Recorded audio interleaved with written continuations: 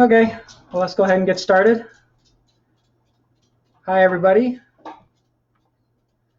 So welcome to the 5th remote poetry reading on Facebook Live to help us pass the time in quarantine. I'm Steve Carl. This week I'm going to read a chapbook called City That Sublets My Sleep that I self-published in the year 2000. Usually I save the backstory for the end of the readings, but I'm going to do it up front this time. So back in the 1990s, when the World Wide Web was young, I joined an email listserv that was run out of the poetics program at the State University of New York in Buffalo. And this was a poetics discussion group that had hundreds of poets and academics that were all talking about innovative and experimental poetries, poetics. And after a couple of years of that, some of my friends and I started a smaller group called Subpoetics, where we could have smaller, more focused discussions on topics that were coming up in the main poetics list. And eventually, the Subpoetics list initiated a self-publish or perish project, where once a year we would assemble and distribute our own work. We would send it to each other. Or we could, send it to other people as well. But the main point was just to share work with each other and get each other to start thinking about publishing, even if we had to do it ourselves. So we did that for about 3 years. And there was this guy in the Subpoetics group named Greg Fuchs, who lived in New York. And one year, his chapbook that he sent out to us all was called City That Never Lets Me Sleep, which I liked. It was a little play on the nickname City That Never Sleeps, the nickname for New York. And that sparked another little mutation of that phrase in my head, City That Sublets My Sleep, which I thought was even funnier. And it gave it a little sharp edge as well. So that became the title of my self-publish or perish project in the 3rd year of doing that, which was the year 2000. So these are poems written mostly in the year 2000, and a few of which also stretch back to 1999.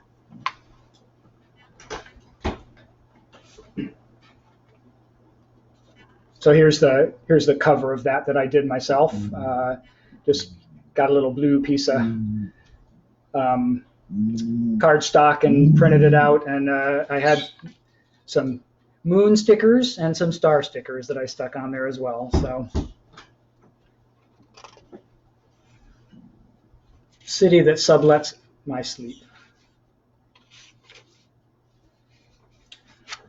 More on words. The word opens up a problematic, not easily closed unless closed on itself. That is, infinitely collapsed into other problems that transcend it. That is, let us say, to write, one channels voices out of other times.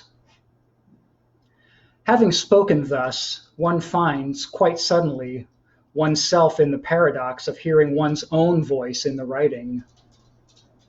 What is one then to do? This puts one in the quite implausible position of channeling one's own voice, one's self, of telling oneself what is to be written without yet having conceived of it. One makes a simple statement.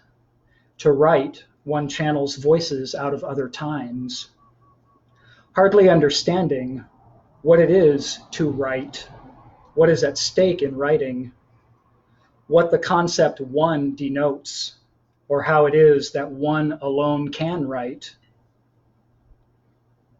What channeling consists of, or what effect this has on the one. What a voice is, where it can come from, how there can be many of them, or how a voice can enter a field of writing. What it means to be other, how, whether an other can be. The nature of time, one of our oldest dilemmas. One trembles at one's audacity in giving voice to these imponderables, yet continues.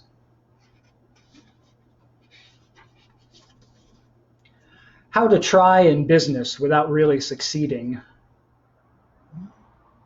Artful codger, my philanthropic asshole.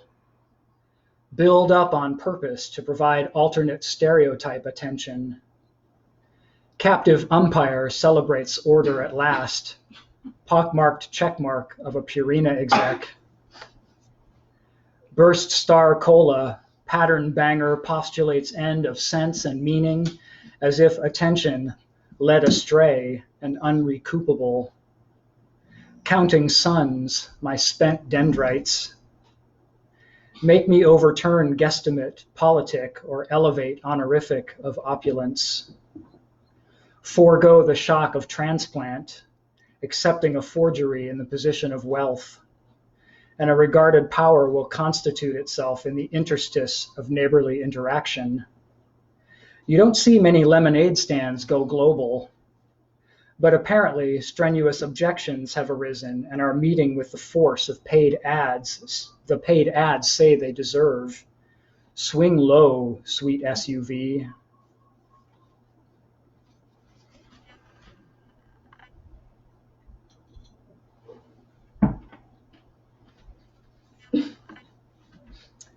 House of Commons.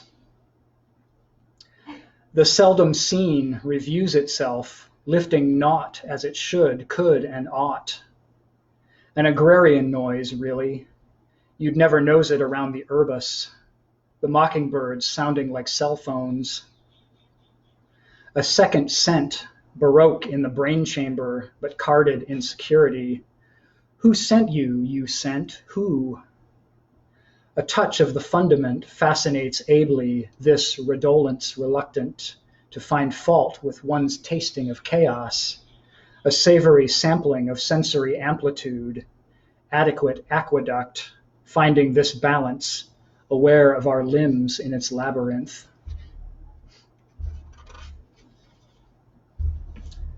From Millennial Proverbs. And I should stress that this doesn't mean millennial like the generation of people called millennials. It just means proverbs that were written around the turn of the millennium. And this was a much longer list, and I sort of called the best ones from this list. So it starts with number 3. Goodness is its own laundromat. 4. Stolen good lies in the heart of the magician. 5. Where you hunger not, fast lightly. 6. A long hunger is spared by a little bread. 8. Whereof A speaks, much else says B. 9. Can you not warn the master his custard is fucked? 10. A Spartan penny is twice green. 11. My penny is your penny's brother. 13. Good shamans go bald often. 14. When grubs are the best food, pass the spices. 16. Once the weasel dried out, he doubled the monkey. 17. Where his last ashen wife sat, there sits a man knocking God off his head. 18. Whoever becomes a yes, the self-same is aggregative. 19. No mere tone, the best word is thankful. 20. A false hat was good in theory, but was out of line when the way appeared. 24. Where the grub is stark. 25. A good smack makes a beetle sing. 26. Eat nothing with a shovel. 29. Better to spit than gargle all night. 32. It takes but a small pair of fangs to turn a man into a mouse. 33. When we space on dinner, we become more hungry. 34. When the sun fell from heaven, it dunked enlightenment everywhere. 35. The larger the void, the nearer God. 38. Nothingness is the greatest empire. 39. When a thing is revealed as nothing, its name is finished. 40. A big oven warms well. 41. He who keeps ferns is a shady fellow indeed. Mystery of the Nile Bookmark. Down plausible river, insoluble moon, sudden contractile awareness of challenge to stagnus quo, the adventurist motto. Captivating parasol importance, the rich clam up and up. My globular cluster, my portion of known space, my irritating trait reserved for thinning concentricity of aerodynamics. This attempt to rack up a solid armada of memoirs and float around as their sovereign. My mountain's gates clang shut. Improvised Precipice. I turn, and the turner's voice returns to me. Heart could be alive, sweet dreams. The violent yawn left something unacknowledged in the fatigue. Paean to stuttering, the web. Smooth editing wraps up, the net. The perceptual gauze, the grid. Resemblance to pleasure, the matrix. To pleasure seamless, the few, the proud, the subjection of the image. Stretch conceptual schema or ghost the imbalance. She just means a limited interior. A half-thrown voice opens range of practice determined to orchestrate old dilemmas of appearance and break. And every splice shakes hands, eagerly swabs the apparent monarchy. Participation is inborn. Continuous retina of the witness. Petty trauma incident on the paving stones, leaving on the road room for the sisters, a sister's own coincidence, unspoken for all those years on the brink of nothing, of the nothing. The shrunken pen writes hoarsely.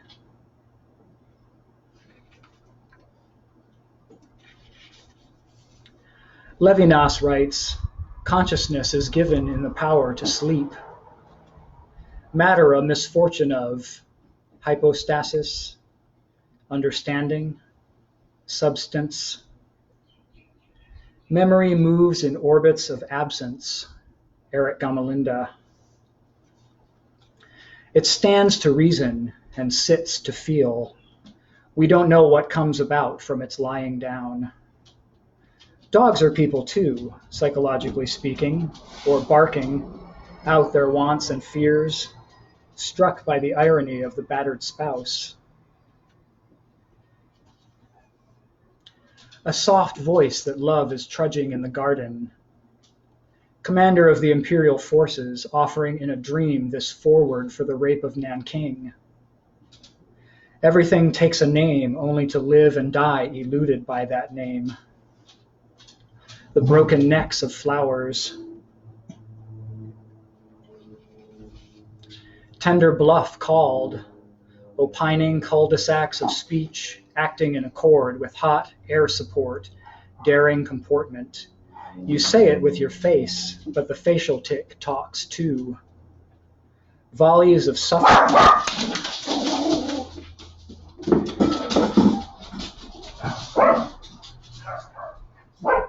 Dog poetry. Volleys of suffering shackled to ripening imperative, the cellular insistence on locomotion. Meditation court, now incision, rote daydream of chat, productive dyslexia, a bracing apperception to parent the dawn. The turner's voice, the unacknowledged fatigue, a ghost of perception, half-broken dilemma, the spliced transparency, continuous witness, absent memories, the understated matter of consciousness, dying name of a flower, city that sublets my sleep, the amazing green of dreams.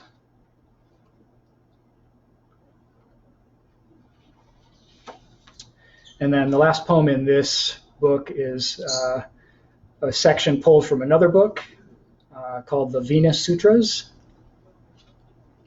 It's for my sweetie. Happy birthday, sweetie.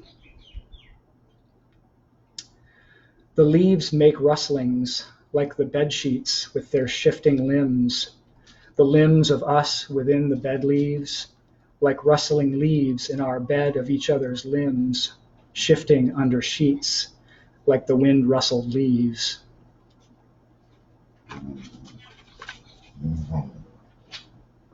So City That Sublets My Sleep was also a section like some of the other sections, some of the other things that I've read over the past few weeks, was also compiled in the heretical text, Tracheal Centrifuge, if you're interested. So I'm going to read a few other poems that were written in that same period.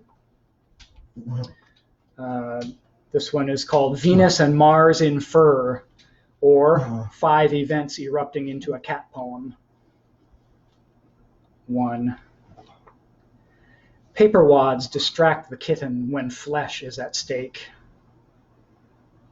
2. Zoom zoom goes the kitty, drowned out only by the glaring soundtrack. 3. Not so much eating as redistributing her food, the cat snacks feverishly. 4. Crash catastrophe, kittens scatter faster than Adam Sandler through kitchen confusion, furniture flying, lightning bolt. All I said was how's the weather or not, but now damage estimate impinges on the household budget. 5. Asleep as usual, poor thing just can't hold her catnip.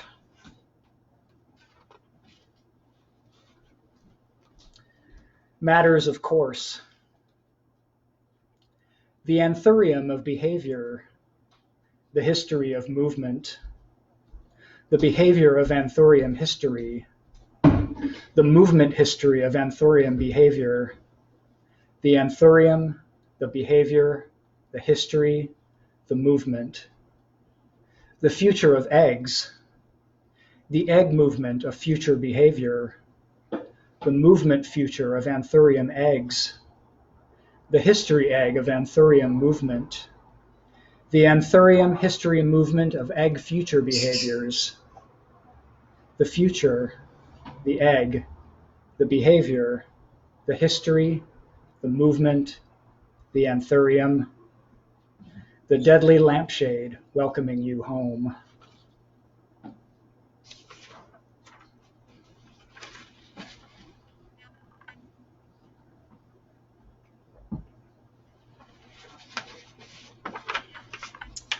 This is a poem in 2 parts. It's rather obviously called Diptych. First part is called The Rain.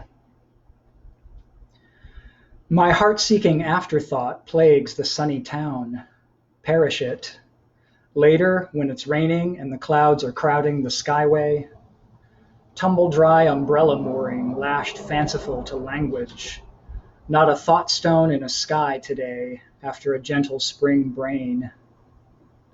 I published a book of rain, but it had poor distribution and sank without a trace. I plan a second edition this season, though. The noisier the water becomes, the more generous its stillness, arrived at by reduction of the extraneous, the more connections to be heard forming.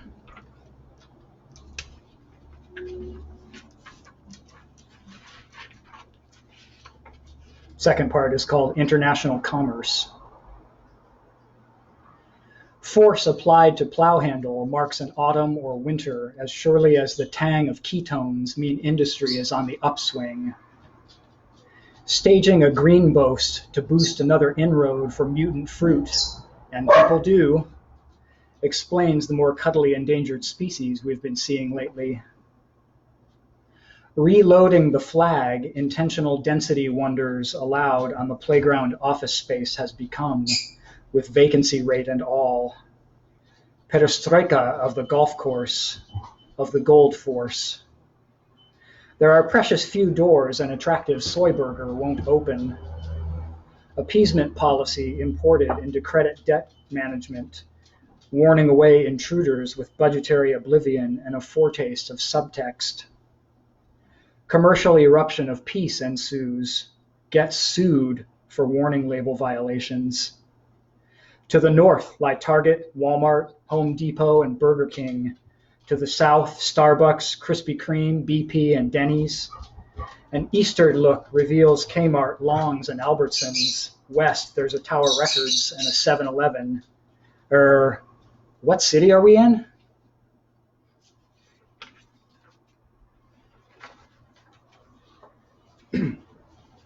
So this is the second longer work I'm going to read today. This is an unfinished piece, and it's in 13 parts, which is why it's longer. A friend of mine got me interested in astrology, and I studied that for about 10 years. So that's the first piece of relevant backstory here. The second is that, with occasional exceptions, I don't tend to do much autobiographical writing in my poetry. Although I will, throw in details every now and then. It just never interested me beyond those little details here and there. But I thought it would be a good way of challenging myself to write autobiographically through an exploration of the astrological placements on my birth chart. So each planet, along with the sign it's on in my chart, is a section title. And so whenever I was inspired, I would write something in one of the sections. And over the course of several months, after, sort of galloping start, the inspiration gradually trailed off, and I finally stopped completely and moved on to other things. I had envisioned these sections being longer, so I never really considered this finished. But looking back on it and noticing the way that it's constructed, even though the sections are short, there's enough here to give you a feel for what I was going for. So I'm going to read it. It's titled Ephemeris, after the book that charts the placements of all the planets on any given date in history.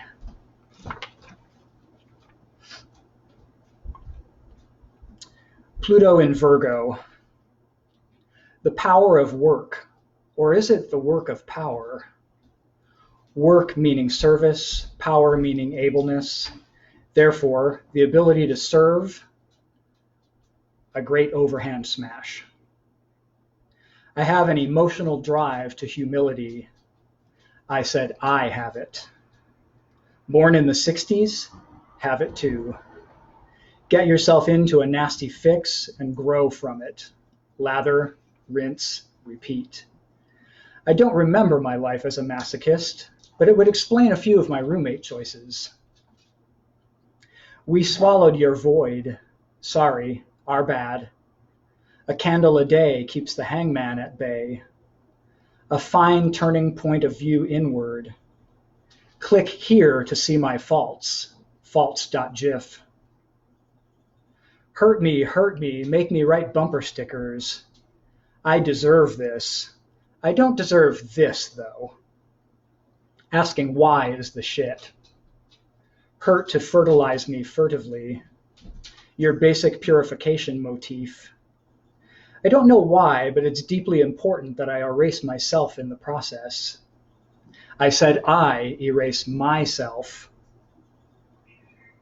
Now I want to be your dog with its jingle bells to remind you of Christmas and the Beach Boys, the workings of the sexual underworld, the joy of self-deprecation, birth as a sticking point, or, as in virgin birth, an outpost for chewing gum. Prone synonymous with short, far apartment a place to evolve a sore spot. We're not worthy, we're not worthy, the chants of a new generation. All across the nation, there's a low expectation.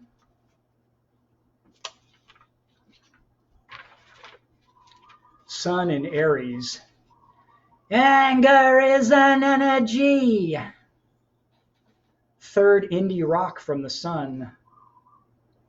The opening chapter of the tale of the self-express creates an active space for freedomness. Mutual of ego's wild kingdom. High diddle-dee-dee, an actor's life for free. Aggressive hamming up, I fear.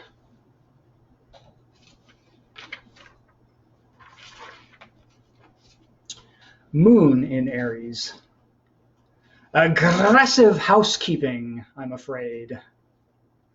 A squishy soft brick hurled forcefully at the head of the patriarch. Nurture my revolution. That spinward eye roll. Or daddy face vase. I don't feel at home on vacation. But like that weirdo in a weird land squirm. Faces comfort me. First indie rock from the earth. A self-impress, my Odysseus tattoo. Why pot is strong enough. High diddle-dee-dee, an emotionally urgent sea. I'm the cow that'll jump. Free of that waney buildup, looking to be the Neil Armstrong of myself. A leap into the mirror like in Cocteau's Orphée.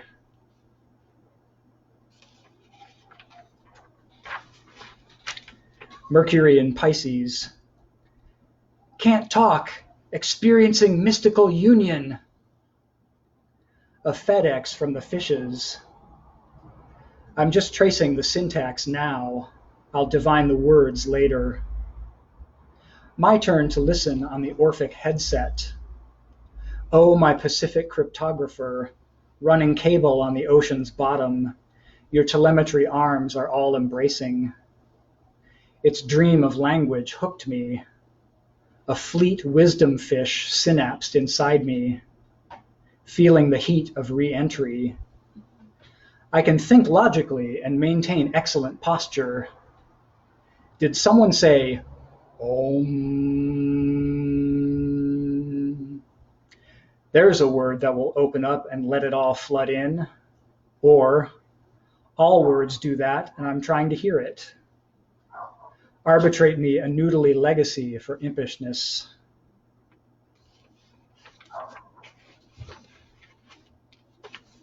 Venus in Taurus. Dug in on the inside track of the love match. My A and your B watch from well, off, or seeking to be. In the trenches for Aphrodite. Think how attractive bedrock is for people. Get a grip on yourself. Issues of material abound. Am I enough for me? Or will it take one more? Feet are firmly planted en la tierra de amor. May we could fall back on a praxis of desire.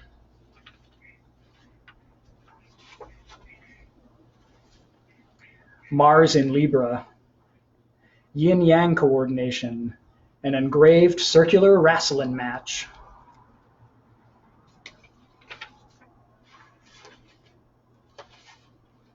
Jupiter in Cancer. Me and my big house, or the expansive environment. Trying to make myself at home in the airport bathroom, for example. Lucked out in my choice of moms. Twin security issues into philosophical tenets, or tenants if you have tendencies. Steve's House of Natural Laws. This is Steve. His Majesty's gaseous strides, that mirror with the whole world image in the background, living large through feng shui. I would take vicarious trips using the hand-me-down kaleidoscope.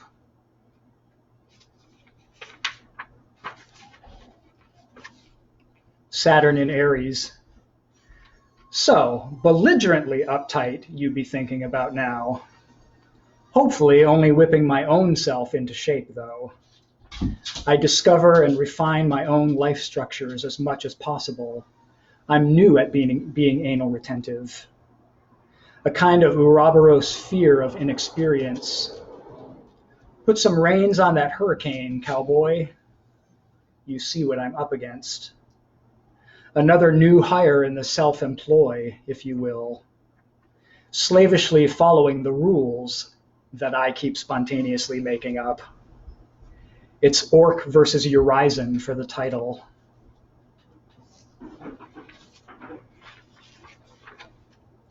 Uranus in Virgo.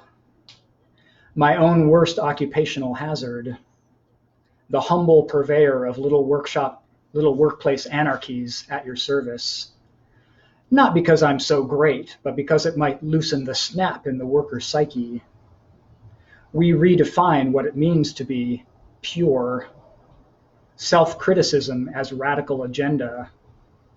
A veritable electric company of nerves taking a bath. Impiety gurgles along on zippy electrological feet. Neptune in Scorpio. Break on through to the other side, yeah. In which carrying on crashes into getting carried away, and would burst open to being spirited away. The 84,000 hidden agendas of the body mind. Buddha rooter to clear away those brain pipes. Now what to do with all that erotic power that everyone has.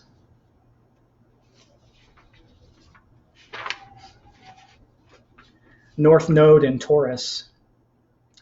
Inner resources are just around the corner. Head me toward the stable. One day I'll be able to write this myself and read it without the help of an audience. Complete self-containment. Well, I suppose symbiosis could be in the works. Or I could fall in a well. Who can secure the future for themselves, really?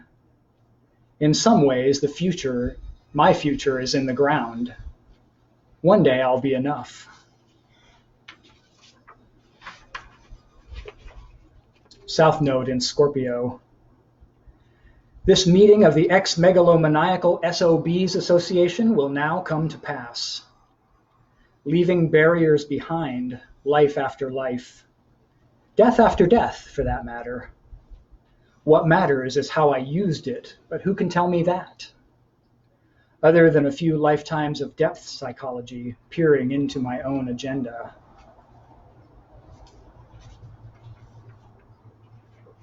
And that was where, one more. Chiron in Pisces. I'd like to finish by healing everything. Starting with me. I'll be off in that corner of the cosmos by myself. Beside myself, a macrocosm of worry. Like worrying the wounded gill. Encompassing compassion in the all-folding embrace. An embryo of vulnerable cast in out of the world. Fix it in dreams and fix it. And that was where we stopped. I stopped. So I'm going to end the reading today with a short piece. It starts with a quote from Cotton Mather, quoted in William Carlos Williams' In the American Grain, titled, John Pressy Rejects Enlightenment. At length he saw a marvelous light. He went and struck at it with a stick. Of course he did. Thanks.